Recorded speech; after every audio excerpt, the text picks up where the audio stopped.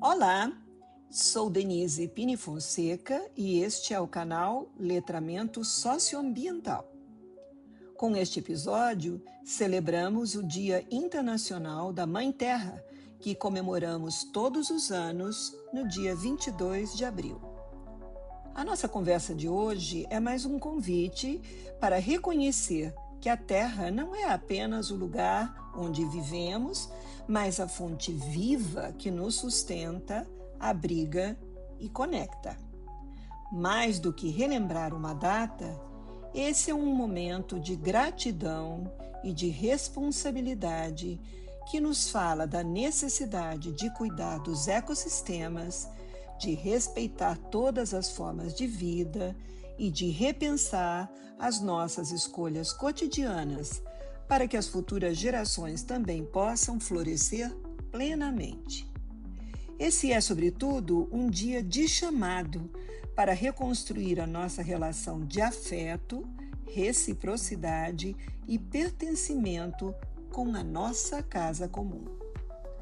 As ideias de casa comum e de ecologia integral foram amplamente difundidas pelo Papa Francisco na encíclica Laudato Si, em 2015.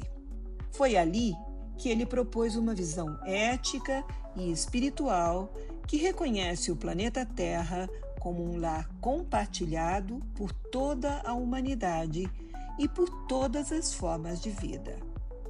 A ecologia integral afirma que as crises ambiental, social ou econômica são inseparáveis. Foi ele que defendeu que o cuidado com a natureza deve caminhar junto com a justiça social, com a dignidade humana e o respeito aos mais vulneráveis. Para conversar sobre o conceito ecologia integral como base para uma educação socioambiental crítica e transformadora, nós recebemos hoje a historiadora Maria do Socorro Braga. Em novembro de 2025, a nossa convidada publicou o artigo Somos Natureza, Educação Ambiental, Ecologia Integral e Territórios Vivos, no dossiê Educação Ambiental Climática da revista Letramento Socioambiental. Maria do Socorro Santos Costa Braga é historiadora, pós-graduada em etnologia indígena, educadora ambiental e defensora popular. É membro da Rede Ambiental do Piauí, onde atua especialmente em ações voltadas à ecologia integral, à memória territorial e à educação socioambiental. Ela é coordenadora do coletivo Lagoa do Saci. Socorro, seja muito bem-vinda. Eu valorizo muito a sua delicadeza em compartilhar com os nossos ouvintes a sua experiência como educadora popular e ativista ambiental no Piauí, a partir do exemplo do Bosque da Memória Rio Parnaíba. Seu trabalho é inspirador e nos relembra os fundamentos do pensamento vivo do Papa Francisco. Olá, Denise. Olá a todos e todas que acompanham o canal Letramento Socioambiental. É uma alegria imensa participar desse podcast, especialmente para celebrar o Dia da Mãe Terra. Eu falo aqui de Teresina, capital do estado do Piauí, Nordeste, um território de transição, de luz e de muita resistência. Como historiadora e defensora popular, mas, sobretudo, como moradora desse território. Eu entendo que a nossa memória e a nossa identidade estão plantadas no chão que pisamos. E estar aqui hoje é, para mim, um exercício de biointeração, como já dizia o nosso saudoso mestre quilombola, o piauiense Nego Bispo. É trazer, sobretudo, a voz das margens do rio Parnaíba, o nosso velho monge, o principal rio do Piauí, e da nossa querida Lagoa do Saci, para esse diálogo tão essencial e global. O artigo Somos Natureza, que foi publicado pela revista Letramento Socioambiental no contexto da COP30, é o que nós podemos chamar de um manifesto de que não estamos na natureza, nós somos a natureza.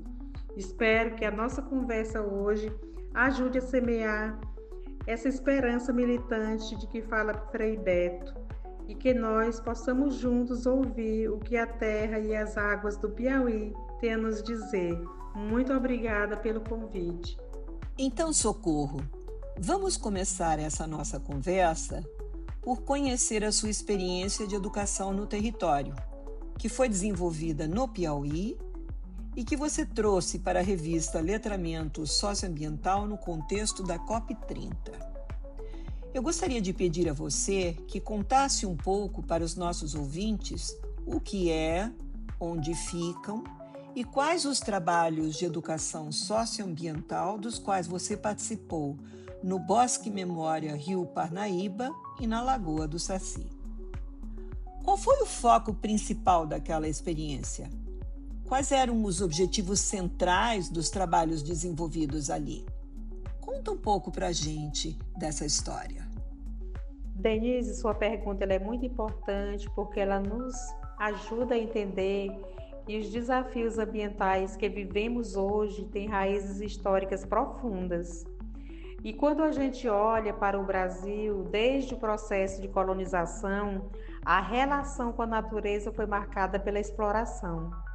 Um exemplo disso é o Pau-Brasil, que inaugurou essa lógica de retirada intensiva das nossas riquezas desde o início para atender a interesses externos.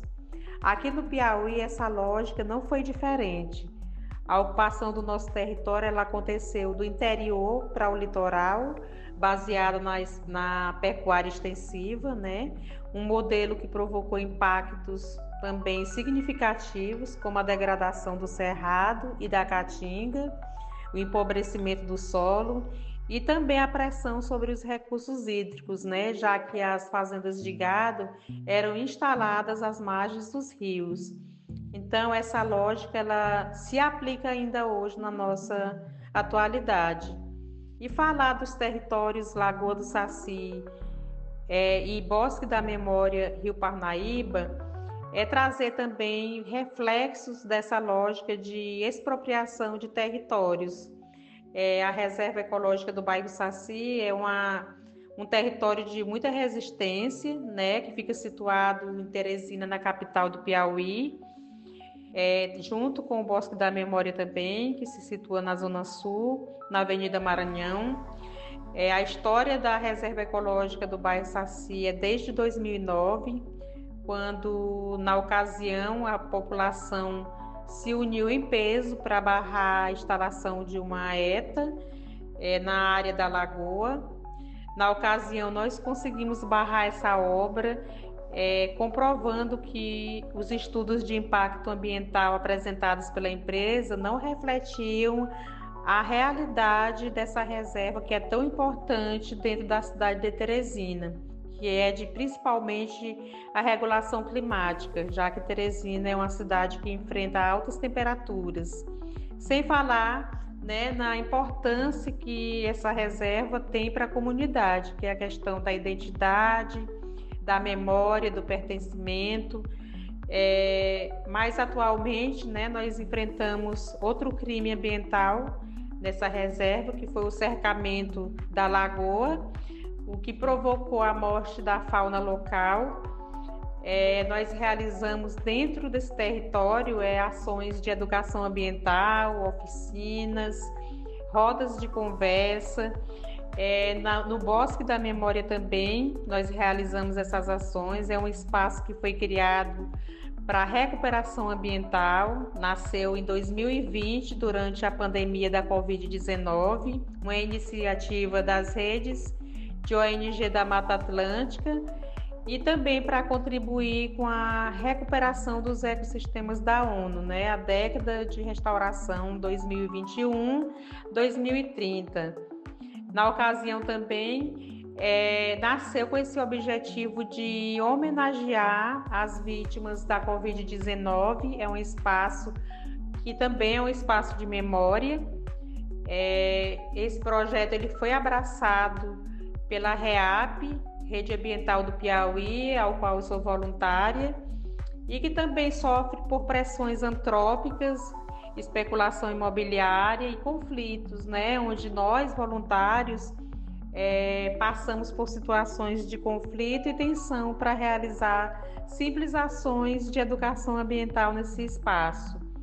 E nosso desafio na atualidade é que tanto a Reserva Ecológica Lagoa do Saci como o Bosque da Memória sejam reconhecidos como espaços de preservação permanente, de acordo com a legislação ambiental, porque de fato elas são reservas naturais, né, que desempenham uma função de microclima dentro da cidade muito importante, né, e o desafio atual é esse, do reconhecimento dessas reservas por parte do poder público, para que essas reservas possam desempenhar o seu papel de forma estruturada também e protegidas pelos órgãos ambientais competentes.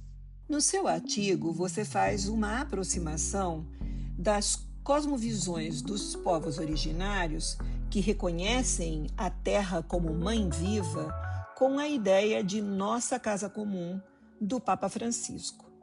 Além disso, você fala de uma convergência entre ecoespiritualidade e ecologia integral.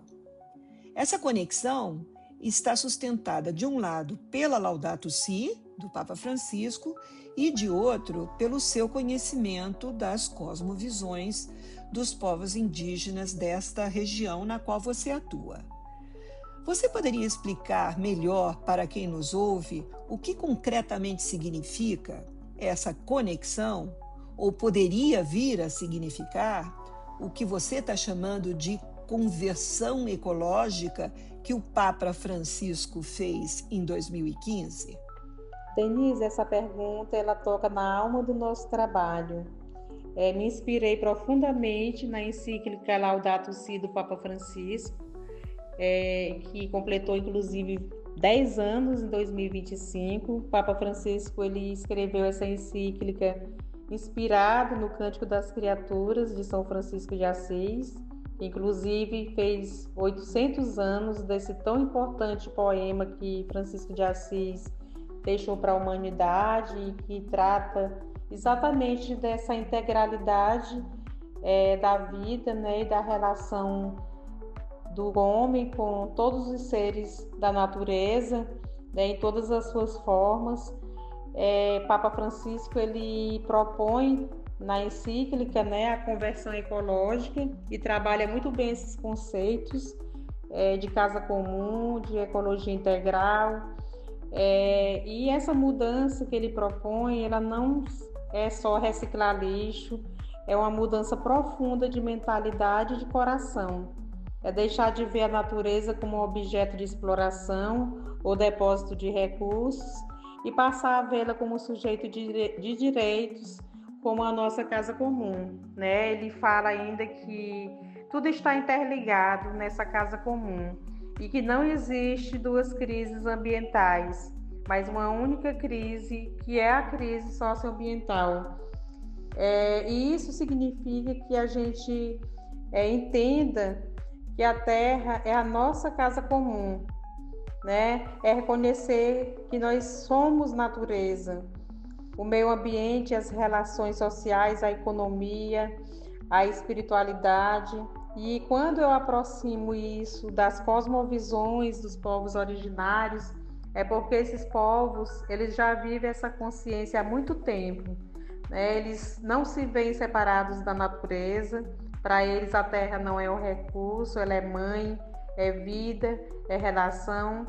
E a conversão ecológica nesse sentido é esse convite, é esse despertar para caminharmos para uma lógica de cuidado, respeito e pertencimento. Ailton Krenak, ele diz que nós fomos ensinados a acreditar que somos separados da terra, mas a verdade é que somos a natureza. A conversão ecológica é esse despertar. Quando eu defendo a Lagoa do Saci de um cercamento, de um aterro, da derrubada de árvores, ou o Bosque da Memória de um sucateiro, eu não estou defendendo algo fora de mim. Eu estou defendendo a minha própria vida e a vida da minha comunidade. E a ecoespiritualidade na prática, né, ela trata isso, o território como sagrado. Eu falo no artigo, né, de ecoespiritualidade, e isso significa reconhecer que o sagrado existe na mata, no rio, né, nas árvores que foram plantadas. E quando eu falo também de convergência entre ecoespiritualidade e ecologia integral, é justamente isso, entender que cuidar da terra também é um ato espiritual. E não significa estar ligado necessariamente a uma religião, mas a um sentimento de conexão e de responsabilidade com a vida. Imagine que a terra ela não é apenas o lugar onde nós moramos, mas a nossa única casa. E a conversão ecológica que o Papa Francisco propõe é esse despertar. É quando a gente percebe que não somos dono dessa casa, mas moradores que têm a responsabilidade de cuidar dela para todos, especialmente para quem virá depois de nós e possa viver bem. Ailton Krenak, ele trabalha esses conceitos em ideias para adiar o fim do mundo, né? Ele fala da falsa ruptura que sustenta práticas que tratam o planeta como mero recurso disponível ao consumo humano. E ainda diz que nós somos muito bem-vindos nesse planeta. O que não é bem-vindo é a nossa forma de se relacionar com ele. Então, a ecologia integral, a conversão ecológica é basicamente isso, um convite para uma mudança de consciência e de conexão com a nossa casa comum, sabendo que somos natureza e não seres apartados dela. Socorro, você dedicou um espaço grande do seu texto para discutir a relação entre ecologia integral e justiça socioambiental, trazendo para essa discussão autores bem diversos como Ailton Krenak, Nego Bispo e Leonardo Boff. Esse conjunto de referências, assim diverso, fortalece muito os seus argumentos na medida em que abre esse debate para a diversidade e o acolhimento das diferenças. Isso é muito legal. Você conseguiria fazer um resumo para os nossos seguidores sobre como as ideias de ecologia integral e justiça socioambiental conversam? Tem como dar alguns exemplos vividos ou observados aí no Piauí? Quando a gente fala de ecologia integral e justiça socioambiental, nós estamos falando basicamente de duas ideias que caminham juntas e que não podem ser separadas. Papa Francisco fala na Laudato Si que não existe duas crises, uma ambiental e outra social, mas uma única e complexa crise, que é a crise socioambiental. E a ecologia integral, como ele propõe, parte desse princípio, né, de que tudo está interligado. E a justiça socioambiental, ela nos mostra que essas relações nem sempre são igualitárias, ou seja, que nem sempre todas as pessoas sofrem os impactos ambientais da mesma forma. Autores como Ailton Krenak, Nego Bispo e Leonardo Boff, que eu dialogo nesse trabalho Somos Natureza, nos ajudam a entender isso na prática, né? Onde eles nos lembram que nós somos parte da natureza, que nós não estamos separados dela, que o território é espaço de vida e que não dá para a humanidade continuar colocando o lucro acima da vida. E quando eu olho aqui para o Piauí, isso fica muito evidente, né? Durante muito tempo, a própria história oficial disse que os povos indígenas tinham sido todos exterminados, o que não é verdade. O que houve foi um apagamento histórico dessas populações, né? Até nos próprios livros didáticos, que por muito tempo retratou a figura dos povos indígenas, né? Como figuras primitivas, né, selvagens, e que tinham sido todos dizimados, né? Foi colocado na memória coletiva da sociedade piauiense que essas populações tinham sido todas dizimadas. Mas hoje o que nós vemos é um processo de retomada identitária, né, de emergência étnica, que por si só já é uma forma de justiça socioambiental. Ao mesmo tempo, esses povos, junto com as comunidades quilombolas e ribeirinhas, continuam sofrendo, né, e sendo os mais afetados em seus territórios e nos seus modos de vida, sem respeito à sua cultura e às suas formas de organização social. A gente vê isso, né, no avanço do agronegócio, né, do plantio da soja em larga escala no Cerrado, do envenenamento indiscriminado da terra pelo uso dos agrotóxicos e nos impactos das eólicas, né, que chegam nos territórios, muitas vezes sem escutar as comunidades que são as mais afetadas. A exemplo disso são as doenças físicas, né, como a surdez, que são provocadas pelo barulho das turbinas, os pássaros, né, que perdem o rumo e ficam muitas vezes presos, né, nas hélices, e problemas psíquicos também, né?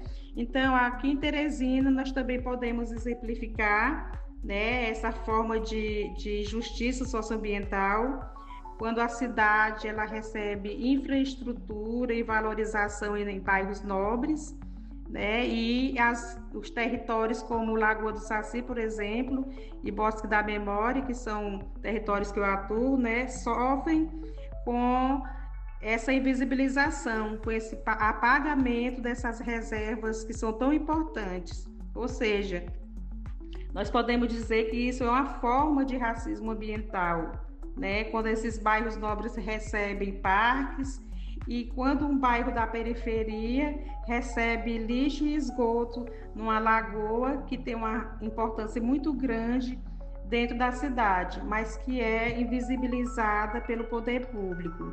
Então, Denise, no fundo, o que tudo isso nos mostra é que falar de justiça socioambiental e de ecologia integral é reconhecer uma coisa muito simples, mas muito profunda, que não existe justiça ambiental sem justiça social. E mais do que isso, não existe solução sem escutar os territórios, sem respeitar os modos de vida dessas populações e sem colocar a vida, de fato, no centro das decisões. No seu texto, você também apresentou o conceito de educação popular segundo Paulo Freire e articulou isso com o que você chama de escuta dos territórios. Essa foi a base para o projeto de educação ambiental do qual você participou. Então, conta pra gente como esse modelo pedagógico foi articulado e aplicado no projeto desenvolvido na Reserva Ecológica do Saci e no Bosque da Memória Rio Parnaíba. Você conseguiria trazer alguns exemplos vivos de aprendizados vividos aí no território e os seus desdobramentos para as comunidades do entorno?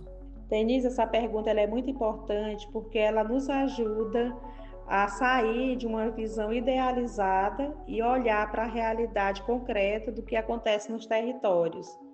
No meu artigo, eu até falo sobre a importância das práticas de educação ambiental, de aulas vivas na natureza, né? Mas no caso do Bosque da Memória e da Lagoa do Saci, a gente precisa reconhecer que essas ações que acontecem nesses territórios ainda são limitadas, né? Por conta da falta de reconhecimento do poder público, né, como áreas que têm um papel importante de educação ambiental e que sofrem, né, em relação a essas formas de expropriação de território, no caso de invasões de sucateiros, né, de grilagem e dos cercamentos irregulares que acontecem. Nem sempre essas ações elas são feitas de forma pacífica.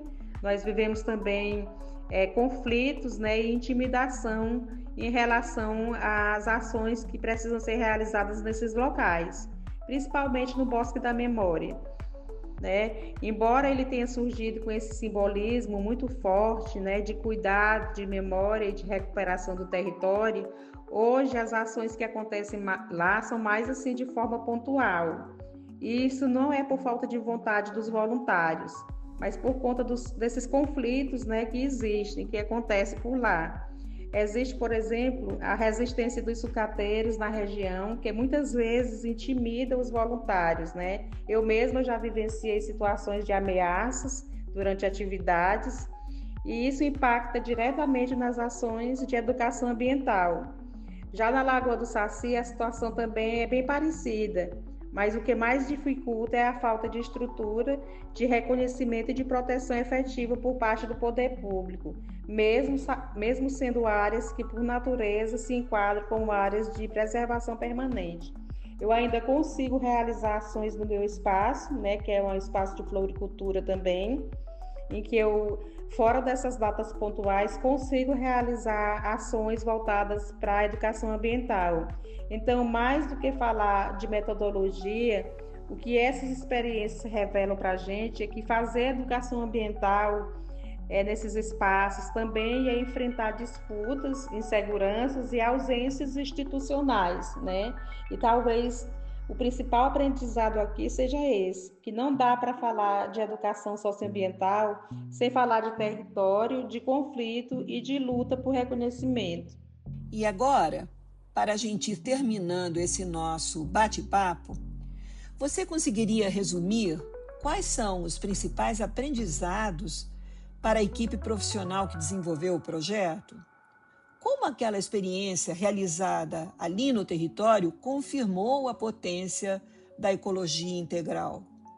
E ainda mais importante, há como você identificar lacunas ou oportunidades que ficaram abertas para o aprimoramento e potencialização do impacto da educação socioambiental no território a partir dos aprendizados deste projeto?